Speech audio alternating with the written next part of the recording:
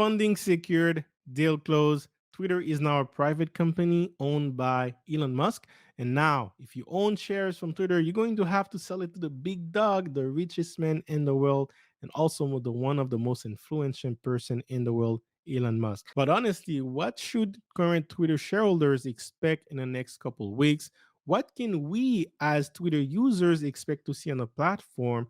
Can Elon Musk turn this bad investment into a multi-billion dollar industry, even more than what he initially invested in? We're going to be discussing about all that after the intro. What's up, guys? This is JC, and welcome to the Wealth Engineering channel. This is where I create content that talks about anything to do with business and investing. And in today's video, we're going to be talking about Elon Musk crazy business deal and investment. We're talking about a $44 billion business deal closed today, October 28th, which marks the craziest business deal of all time. Now, how did this deal go down? Elon Musk had to close this deal by Friday, October 28th. Otherwise, they would have started another cycle of legal battles. Now, we all knew that Elon Musk wanted to close on this deal earlier this year. On April, he mentioned that. He tried to back down from the deal. I don't think Elon Musk has any intention of buying Twitter. I don't think he has the ability, the liquidity to finance such a large purchase. So I think he's just having fun. In September, when he realized he couldn't get away from this, well, he's like, let's double down on it and let's acquire it. Thursday night, he walked in the Twitter headquarters with a sink in his hand, saying that let that sink in. We could also be talking about the most expensive joke in human history. On Thursday night, he actually had full control of Twitter and he wasted no time. And by that, I mean, he started bringing fire from day one, wasted no time, and literally fired the CEO and even more. Musk fired CEO, the CFO, general counsel, and even the head of legal policy and trust and safety, right? Wasted no time, started blazing fire from day one, and even walked in with a sink in the headquarters saying that let that sink in, but also has a double bar saying that he's here to drain the swamp down the sink. Now, how did he pay for all this? But he actually went in debt to acquire Twitter. We're talking about a collection of banks holding $13 billion in debt, right? We're talking about Morgan Stanley, Bank of America, footing this debt for Elon Musk. And that means he probably had to give some shares of Twitter to these banks in the net worth of $13 billion based on the closing price to hold this debt, right? So that's another interesting point. That means that he's planning on getting rid of advertisers, which constitutes of 90% of the incoming revenue from Twitter.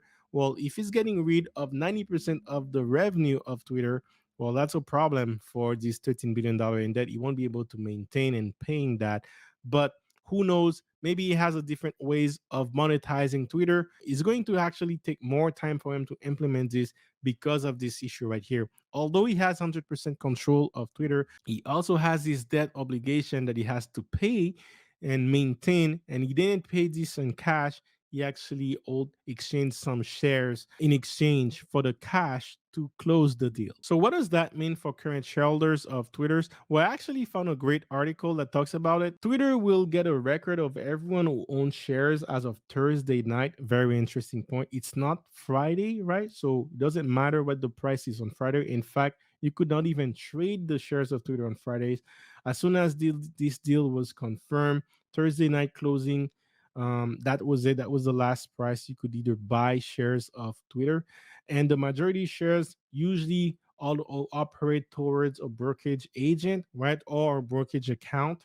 So basically, the brokerage account, the third party, will actually take care of all that for you. You don't necessarily have to do anything. Just sit back, relax, enjoy the fun, and whatever price you bought Twitter for, you're going to get $54.20 for every shares you own. Now, here is the interesting question. What happens if you own options, right? Can you choose to exercise your options and collect them at $54 and $20? That's up to your brokerage account. If they do offer options, they will have to help you manage that. So overall, it's actually a bad business deal, right? And Elon Musk is not necessarily doing it for profit, which is weird, right? Usually when you buy a business, you're supposed to make more profit out of it, right? But he's saying that he's making this investment in humanity. Twitter has become the de facto town square, as he says, and he's actually investing in humanity by making this move. He's also talking to advertisers, which again constitutes 90% of Twitter's revenue, saying that, hey, he's going to have to make a lot of changes, but he's going to remove them out of the equation because the advertisers are the reason why a lot of social media companies are the way they are, right? There is this big entity called ESG, environmental and social governance, if I'm not mistaken. But ESG is basically at the source, right? The foundation of the woke culture we have known today that is responsible so for cancel culture, right? Because of ESG, companies like Netflix, Facebook, all the bigger companies have to adhere to certain rules. Even Marvel have to implement certain things, agendas in their movie to meet the ESG protocol. And it's just not fun, right? It's basically get woke, go broke. We've seen that with Twitter, and Elon Musk is taking over. So he's getting rid of advertisers. Big companies can no longer influence the content that goes on Twitter. It's going to be Elon Musk. And that is definitely one thing we can hope to see forward in the future. We can see innovation from that perspective. He's already discussing about that. And we might see implementation of that in the next 3 to 6 months after Elon Musk taking control. However, the reason why I'm very excited about this move right here, it's because of innovation in the cryptocurrency world. That's right, guys. Elon Musk is one of the fanatic of cryptocurrencies. He's also a fanatic of freedom of speech. Crypto is all about freedom of choice, freedom over sovereignty of your money, right? So we're gonna have the most influential man in the world who's a fan of cryptocurrencies in control of one of the most impactful social media in the world, and he can implement any features that he wants in this platform. So we may see a bridge between Twitter and cryptocurrencies. And on top of that, guys, there is something called Web3. Now, Twitter is the perfect platform to test this application and spread the technology of cryptocurrencies, especially Web3, to the masses. Imagine you sending tweets and you can send money secure in a secure platform on the social media on public. Everyone can see what's going on, or maybe you want to keep it secret, but still possible. Web3 allows all that, and Elon Musk can implement that if he wants to. Maybe he's going to use Doge as a currency that could bring the value of Doge higher. If Doge goes up, Shiba could go up as well. I'm a huge investor in Shiba. I've made lots of money on Shiba, made up tons of video about that too. Make sure you check that if you want to hear more.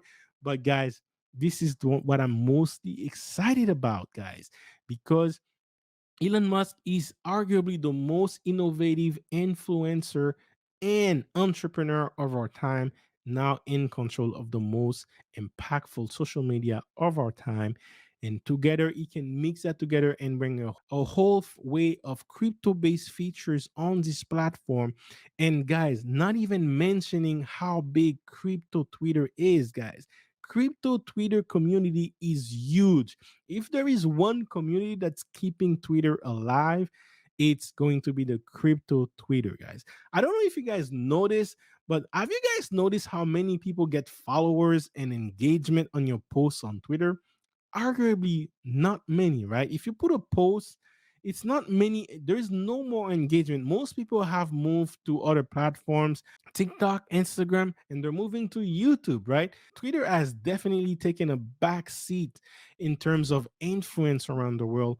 If you're not a big account like a celebrity, no one is actually using Twitter for real. So, but now with the innovation that Elon Musk might bring, we might see an adoption of more people using Twitter more and more, especially freedom of speech, especially if they know they're not going to get canceled for what they're saying. it's going to be very fun see, and we might see very great innovation there when it comes to cryptocurrency. This is definitely what I'm excited about. This is right in line, getting ready for the next bull run of cryptocurrencies. If you guys want to know more about that, make sure you subscribe to this channel. I talk a lot about crypto as well. I love crypto. But with that said, guys, we'll talk on the next video. Hey, yeah, it's all about wealth engineering. Might be something that you're not used to. It's okay, cause I'm here to introduce you to concepts. Time to grow and make big moves. All about crypto, come see. Stocks and business, yes indeed. Got the info that you need. Hosted by my homie JC. Hey.